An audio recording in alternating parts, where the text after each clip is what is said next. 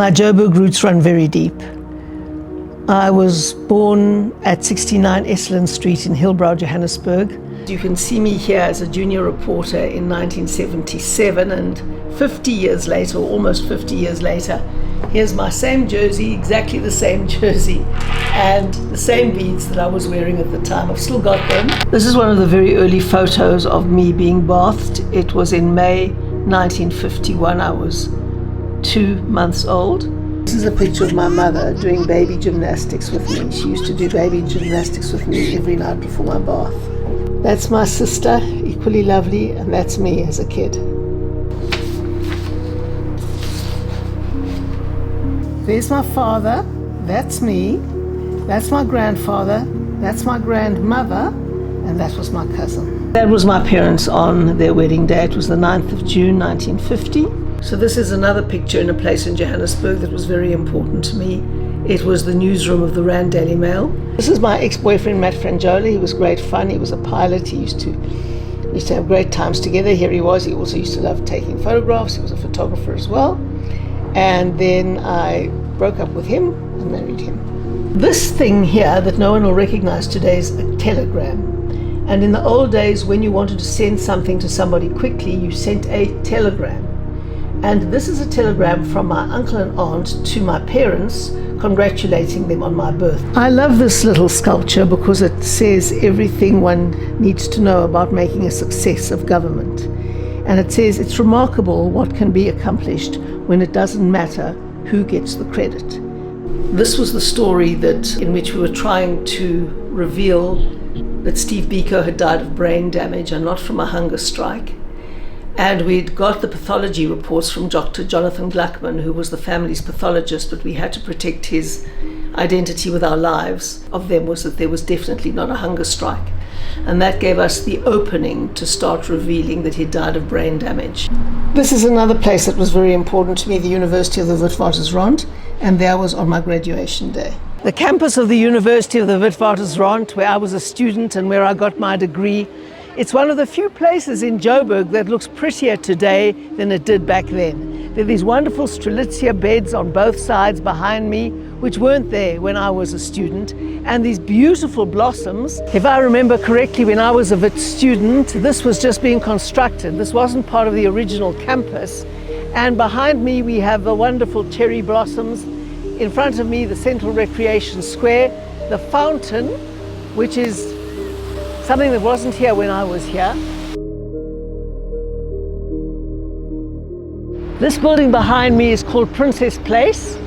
I believe it's a frail care centre now to look after old people. It used to be the Princess Nursing Home.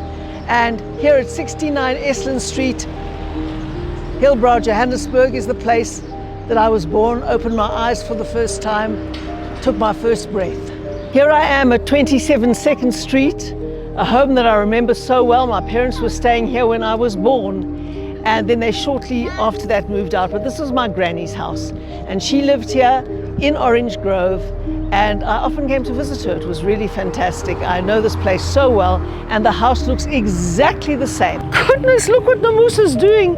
She's rolling out a red carpet to welcome me.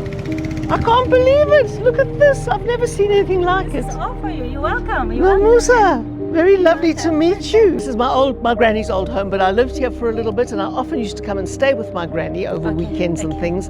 So this is like my home. Wow. I still remember how it was. It was exactly like this. There was the stoop, there was the crazy paving, the metal window frames. It was exactly like this. Wow. I would recognize the feeling that I feel walking into this house. It's just as I remember it. Obviously, there are new tiles here, but this is a new arch.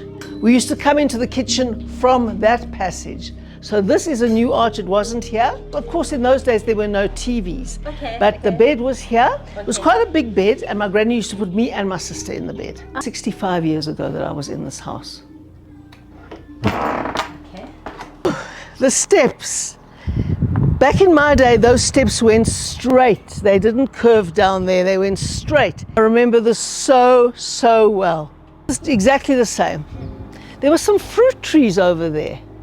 This was my granny's sewing room. She used to sit here and sew on her sewing machine and fix things and knit things and do things for other people. Cheers to the generations, those who have lived here in the past and those still to come. So this is Eastbrook Court, where I used to live for quite a while as a young person straight out of university, having my first job. You don't expect me today. My name's Helen. I used to live in this flat. Very nice to meet you. Which flat are you in here? I'm in number 21. Oh, great. And I was in 15 on the other side. Where you were now? Yes. Ah, that's yes. good. That's good. Yeah, that's where I used to live. Hope to see you again. Yeah, so do Hope to see you I. again. So this is the Open Seasons block of flats that I used to live in when I worked for the Rand Daily Mail. And I lived on the ground floor here, just behind this palisade fence. It's pretty barred up now. I have never seen this shop before here in front. DK, Fruit and Veg Supermarket. They've changed the entrance, it's over here, but look at that. Really unfortunate. These used to be beautiful pavements, a beautiful park. I used to take my little dog for a walk in that park. Welcome to Open Seasons, but it's pretty closed. My name is Helen Zille. How are you? Nice to see you, Ma. This was my door number. 103 Open Seasons, Mitchell Street, Berea. At Mimosa Court, this enormous building here, my gran lived about halfway up. It was called the Avalon, and now it's called the Mimosa. She moved into about the 7th floor here, if I remember correctly, and this is where my sister and I used to visit her every single fortnight.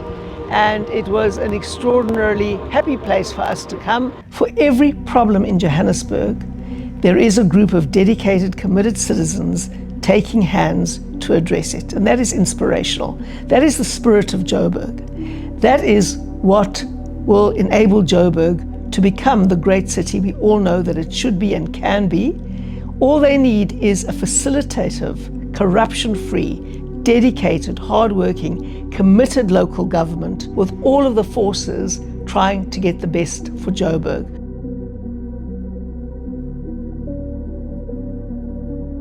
You see me in the TV? Yeah, Helen Zille. Yeah, I'm Helen Zille. Yeah, you can hug me, sure you can. Nice to see you. Are you well? I'm fine. Are you working here? Yeah. In the middle of a seriously derelict precinct is Davey Street, taken over by the private sector, developed, paved, greened, upgraded. It looks like a different country, let alone the same precinct. And this is the vision that we have to have for Joburg. This is the panorama that captures for me the once beating heart of this wonderful city. The ABSA building, once the South African Associated Newspaper building, where the Rand Daily Mail was housed and I worked every day. Next, the Carlton Centre, the smartest address in town where you had to go to see and be seen. Fantastic place, buzzing with energy. Then the old Herzog Tower, now called the Brixton Tower, where Albert Herzog tried to stop us getting television, but eventually was forced to cave in, and that tower brought us television. Then you have the old Telkom Tower, which brought us even more connectivity, and then you have the once pride of place in the aspirational addresses for Johannesburg, the Ponte Tower, where every young professional wanted to have a pad. Over to Ellis Park, where we spend so much time cheering our teams in the stands and having wonderful weekends in this great city.